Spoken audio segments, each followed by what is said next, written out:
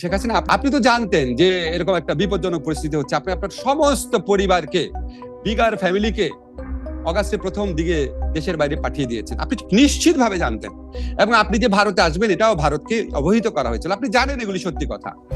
তা আপনি যে আওয়ামী লীগের অসংখ্য নেতা কর্মীকে, সাধারণ নেতা কর্মীকে এইভাবে বিপদে ফেলে আপনি চলে গেলেন, আপনি কি তাদেরকে ওয়ার্ন করেছিলেন? যে শেখ হাসিনার ফেরা নিয়ে বেশ আলোচনা হচ্ছে যে তিনি ডিসেম্বরের মধ্যে জি, ফিরবেন, এরকম একটি বক্তব্য রয়েছে। তো এই বিষয়টি আপনি কিভাবে দেখছেন? আমার কাছে মনে হচ্ছে বিষয়টা এত মহিমাময় করে দেখানো হচ্ছে। একজন দণ্ডিত আসামি আত্মসমর্পণ করতে আসবেন। আমি এটা বিষয়টাকে এভাবে দেখছি। উনি মৃত্যুদণ্ডে দণ্ডিত একজন আসামি। অসংখ্য মানুষের রক্ত ওনার হাতে লেগে আছে। মৃত্যুদণ্ড প্রাপ্ত একজন আসামি, উনি আইনের কাছে আত্মসমর্পণ করতে আসবেন। বিষয়টা হচ্ছে এটা। আসবে, আইন অনুযায়ী ওনাকে ট্রিট করা হবে। এবং উনি এটা সত্যি কি আসার সাহস ওনার আছে নাকি? নাকি দেশের মধ্যে অস্থিরতা তৈরি করার জন্য, নিজের দলের মানুষকে উজ্জীবিত করার জন্য, বা উনার দলের ভিতরে যেন কোনো সংস্কারপন্থীরা আপনার মাথাচাড়া না দেওয়া ওঠে সেটা বন্ধ করার জন্য করছেন কিনা আমার সন্দেহ আছে। তো আমার উনার কাছে একটাই প্রশ্ন, যে শেখ হাসিনা, আপনি তো এটা শুনবেন কোনো না কোনো ভাবে। আপনি তো জানতেন যে এরকম একটা বিপজ্জনক পরিস্থিতি হচ্ছে। আপনি আপনার সমস্ত পরিবারকে, বিগার ফ্যামিলিকে অগাস্টের প্রথম দিকে দেশের বাইরে পাঠিয়ে দিয়েছেন। আপনি নিশ্চিতভাবে জানতেন, এবং আপনি যে ভারতে আসবেন এটাও ভারতকে অবহিত করা হয়েছিল। আপনি জানেন এগুলি সত্যি কথা। তা আপনি যে আওয়ামী লীগের অসংখ্য নেতা কর্মীকে, সাধারণ নেতা কর্মীকে এইভাবে বিপদে ফেলে আপনি চলে গেলেন, আপনি কি তাদেরকে ওয়ার্ন করেছিলেন? আপনি কি তাদের ওয়ার্ন করেছিলেন? আপনি কি তাদেরকে নিয়ে চিন্তা করেন? নাকি আপনি শুধু আপনি, আপনার পরিবার এবং আপনার সবচেয়ে কাছের যে গোষ্ঠী আছে শুধু তাদের কথাই চিন্তা করেন? দেশের চিন্তা করা তো দূরের কথা। আপনার কাছে তো সুযোগ ছিল, এত বড় একটা দল আপনার পক্ষে ছিল, আপনি অনেক ভালো ভালো কিছু করতে পারতেন। তা আপনি যদি আত্মসমর্পণ করতে আসেন, আসেন। আমাদের সরকারের পক্ষ থেকে, আমি বিএনপি সরকারের পক্ষ থেকে দেখলাম ওনারা বলছে আপনার প্রতি ইনসাফ করা হবে, ন্যায় বিচার হবে। আমরাও আপনার প্রতি ন্যায় বিচার করার চেষ্টা করেছি। আমরা নিশ্চিত সাক্ষ্য প্রমাণের ভিত্তিতে, জাতিসংঘের রিপোর্টের মধ্যেও যেটা উল্লেখ আছে, নিশ্চিত সাক্ষ্য প্রমাণের ভিত্তিতে বিচার হয়েছে। বারবার আমাদের একটা ছিল, সঠিক বিচার করতে হবে, সর্বোচ্চ আন্তরিকতা দিয়ে সঠিক বিচার করতে হবে।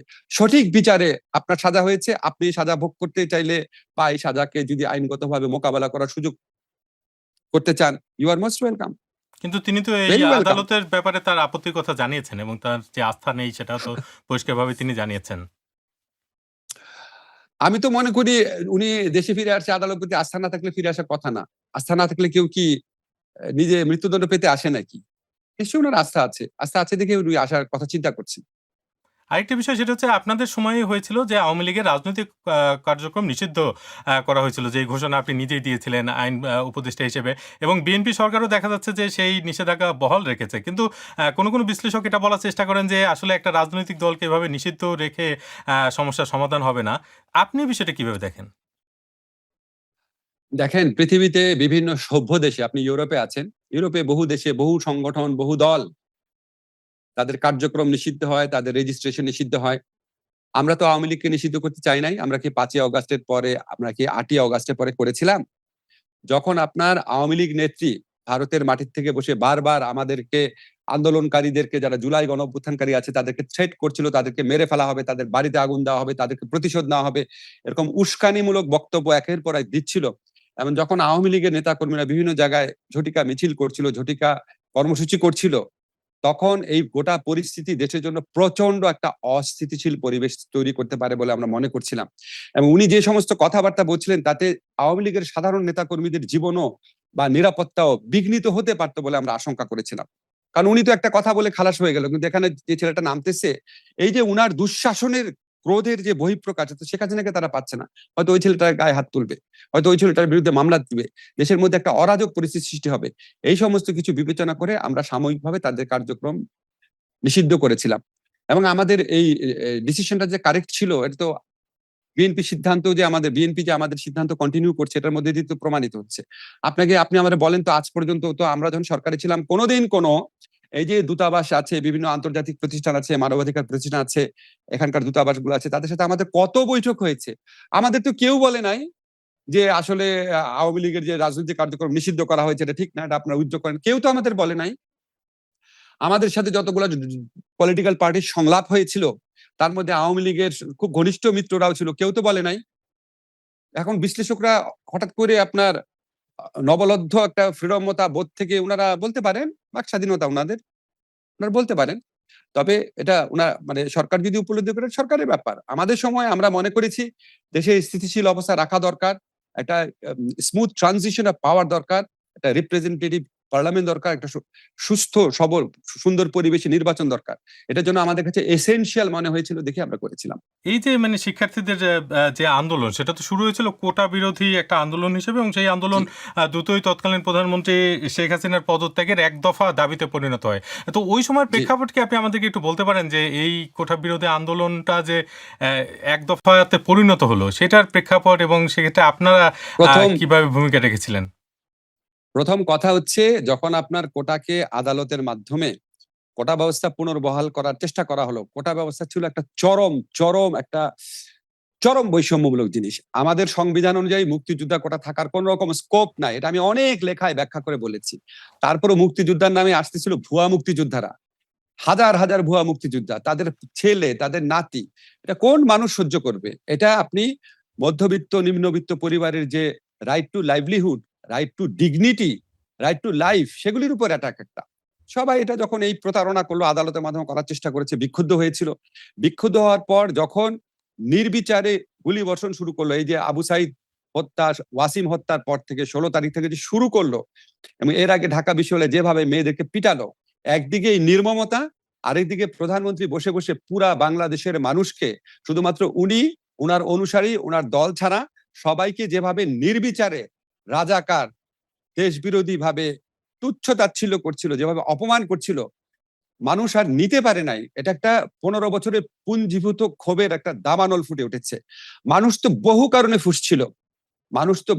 ফুসছিল। দেখেন ভাই, বাংলাদেশের শাসকরা এর আগে অত্যাচার করেছে, অন্যায় করেছে, কিন্তু শেখ হাসিনার আমলে যে গুম হয়েছে, বিচার বহির্ভূত হত্যাকাণ্ড হয়েছে, যেভাবে বাংলাদেশ ব্যাংক লুট হয়েছে, যেভাবে আপনার প্রাইভেট ব্যাংকগুলো লুট হয়েছে, সাধারণ মানুষের টাকা শেখ হাসিনার সাথে ব্যবসায়ীদের হাতে তুলে দেওয়া হয়েছে, যেভাবে ভারতের আপনার কি বলবো, ভারতের প্রতি নতজানু মনোভাব দেখানো হয়েছে, যেভাবে আপনার 15টা বছর বাংলাদেশের মানুষকে ভোটাধিকার থেকে বঞ্চিত রাখা হয়েছে, এবং যেভাবে উনি কথা বলতেন, মনে হয় যেন এটা ওনার এবং ওনার বাবার পৈতৃক সম্পত্তি, আমাদেরকে দয়া করে থাকতে দিয়েছেন। এই অডাসিটি মানে এটা সহ্য হতো না মানুষের। তো মানুষ যখন দেখেছে যে আমার কিছু তরুণ মারা গেছে মৃত্যু ভয়কে উপেক্ষা করে, তখন কেউ আর নিজের লাইফের কথা চিন্তা করে নাই, সবাই চলে আসছে রাস্তায়। এই বিষয়টাতেই মানে বাংলাদেশের রাজনীতিতে আপনি একটু আগে ভারতের কথাও বলছিলেন যে বিদেশি শক্তির হস্তক্ষেপের একটা অভিযোগ মাঝে মাঝে শোনা যায়, এবং সেক্ষেত্রে বিভিন্ন সময় বিভিন্ন নাম আসে, কখনো ভারত, কখনো পাকিস্তান, কখনো জাতিসংঘ, কখনো মার্কিন যুক্তরাষ্ট্র। তো এই যে আপনার জুলাই গণঅভ্যুত্থান, এই গণঅভ্যুত্থানের সময়ে বিদেশি শক্তিগুলোর প্রভাব আপনি কেমন দেখেছেন? আমি ভাই কোনো প্রভাব দেখি নাই। কোথায় কোন কোনায় কার সাথে কি আলাপ হয়েছে সেগুলো আমরা জানি না। রাস্তায় ছিলাম, বিবৃতি দিয়েছি, লেখালেখি করেছি, আশেপাশে যারা মানুষ আছে তাদের কারোর সাথে কারো বিদেশি কানেকশন আছে বলে আমরা জানি না। তবে আপনি একটা জিনিস মনে রাখবেন, বাংলাদেশের মতো দেশে বিভিন্ন দেশের শক্তিশালী দেশের দূতাবাসরা সক্রিয় থাকে। আমি যেটা জানি, শেখ হাসিনাকে রাখার জন্য সক্রিয় ছিল ভারত সরকার, শেখ হাসিনাকে রাখার জন্য সরকার সক্রিয় ছিল, একটা পর্যায়ে আর সক্রিয় থাকে নাই। আর আপনার যদি বলেন যে আমেরিকা যেসব স্যাংশন দিয়েছিল ওই র্যাবের খুনি কর্মকর্তাদের বিরুদ্ধে, সেটার কারণে হয়তো আন্দোলনের একটা এনেবলিং অবস্থা তৈরি হয়েছে। আপনি হিউম্যান রাইটস লঙ্ঘনের বিরুদ্ধে ব্যবস্থা নিয়েছেন, তখন যারা হিউম্যান রাইটস লঙ্ঘনের শিকার হয়েছে তারা ভেবেছে আমরা তাহলে নিঃসঙ্গ না। আমাদের যে আন্তর্জাতিক মহল আছে তারা দেখছে আমাদের দুর্ভোগের কথা, তারা দেখছে আমাদের দুর্ভাগ্যের কথা, এটা মনে করে কেউ হয়তো একটু এনকারেজমেন্ট পেতে পারেন। কিন্তু বিদেশিরা এসে আন্দোলন করে দিয়েছে, বিদেশিরা এসে আন্দোলন করে দিলে তো আপনার মানে কি বলবো, আর তো শেখ হাসিনা তো বহুদিন যাবত বলে আসছে যে আমেরিকা তাকে ক্ষমতায় রাখতে চায় না, তো আগে হলো না কেন? এটা হচ্ছে বাংলাদেশের গণমানুষের আকাঙ্ক্ষা, গণমানুষের আত্মত্যাগ, গণমানুষের আন্দোলনকে নিষ্ঠুর অপমান করা যারা এই সমস্ত কথা বলে। একটি বক্তব্য তো তখন বেশ আলোচনায় এসেছিল আপনার এই 5ই আগস্টের পর। সেটা হচ্ছে যে এই মন্তব্যটি করেছিলেন জাতিসংঘের মানবাধিকার বিষয়ক হাই কমিশনার ফলকার তুর্ক। তিনি বলেছেন যে বাংলাদেশে জুলাই আগস্টে ছাত্র জনতা আন্দোলনে দমন পীড়নে অংশ না নিতে সেনাবাহিনীকে সতর্ক করার পর দেশটিতে পরিবর্তন হয়। তো এই যে বক্তব্য, এটা আপনি কিভাবে দেখেন? এটা তো আপনার ধরেন হিউম্যান রাইটস, এটা খুব স্বাভাবিক ব্যাপার।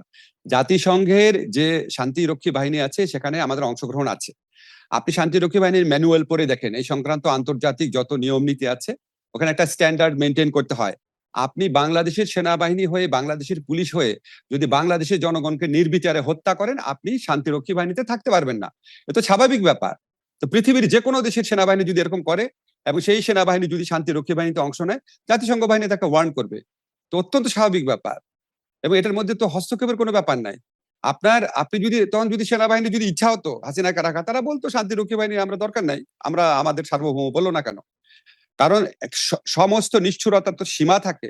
আমাদের সেনাবাহিনী একটা পর্যায়ে যেভাবে আমাদেরকে সাপোর্ট করেছে গণঅভ্যুত্থানে, আমি মনে করি এটা একটা খুবই প্রশংসনীয় ঘটনা। খুবই একটা, তাদেরও সহ্য হচ্ছিল না, তারা যে ইউনিফর্ম পরে রাজনীতির থেকে দূরে থাকে তাদের পক্ষেও আর নেওয়া সম্ভব হচ্ছিল না।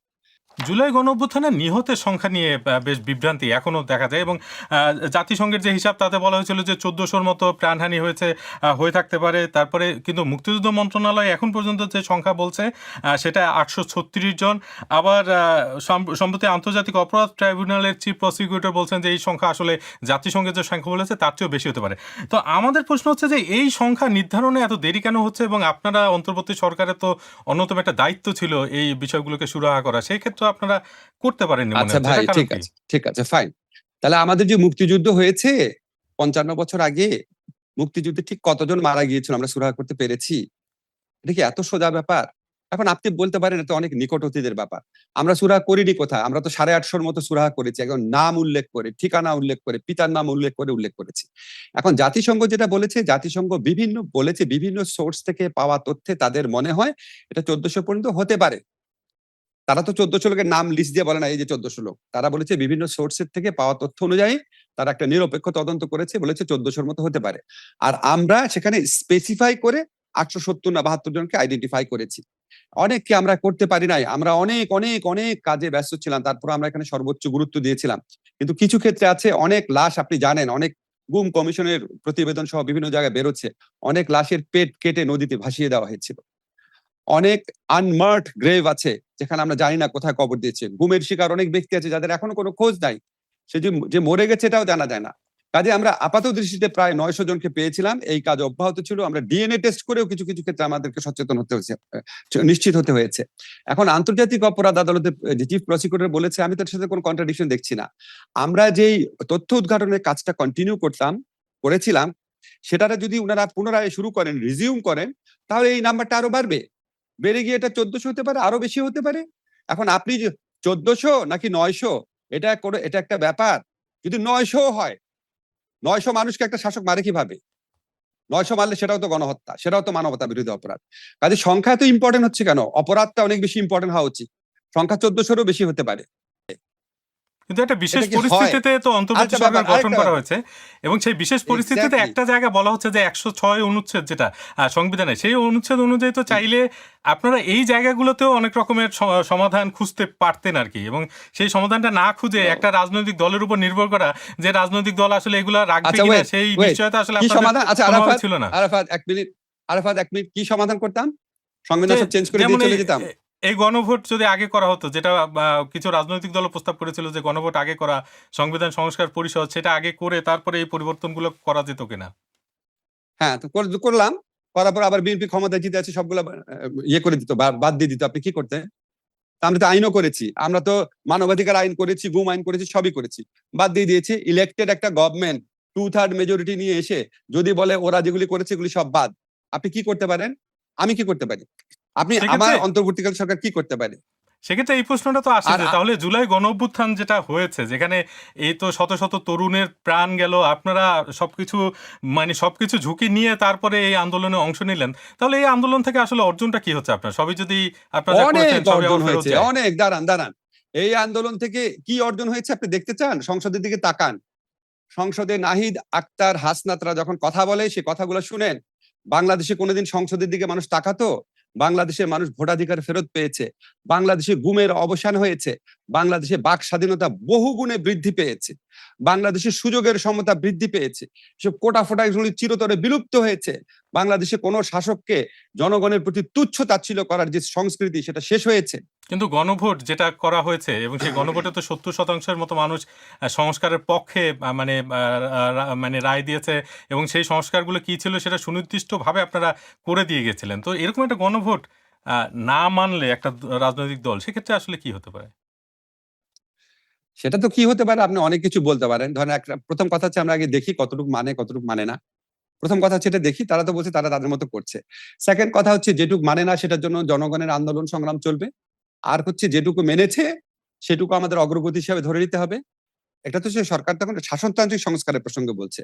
আর অধ্যাদেশ দিয়ে যে সংস্কারগুলো হয়েছে আমি তো আপনাকে বললাম অ্যাটলিস্ট 50% এই সরকার রিটেইন করেছে, সেটা অবশ্যই অর্জন। এখন আপনি যদি মানে আমি বারবার তো এটা বলি আপনাকে, আমরা যখন আপনাদের মতো মানে সরকারে যাইনি মনে হলো এটা করে না কেন, এটা করে না কেন, এটা করে না কেন, সেই পার্সপেক্টিভ মনে রেখেই বলছি আমরা কি করি নাই সেটা বলেন। আপনি যদি কাজের কোয়ান্টিটি বলেন 16 ঘন্টা 18 ঘন্টা কাজ করেছি, কাজের কোয়ালিটি বলেন, আমি আপনাকে এই প্রকাশ্যে বললাম আপনারা একটা জায়গায় উদাহরণ দেখান একটা সরকার ক্ষমতা আসার 16 মাসের মধ্যে এতগুলা আইনগত অ্যামেন্ডমেন্ট করেছে, এতগুলা প্রাতিষ্ঠানিক অ্যামেন্ডমেন্ট করেছে, এতগুলা ডিজিটালাইজেশনে কাজ করেছে।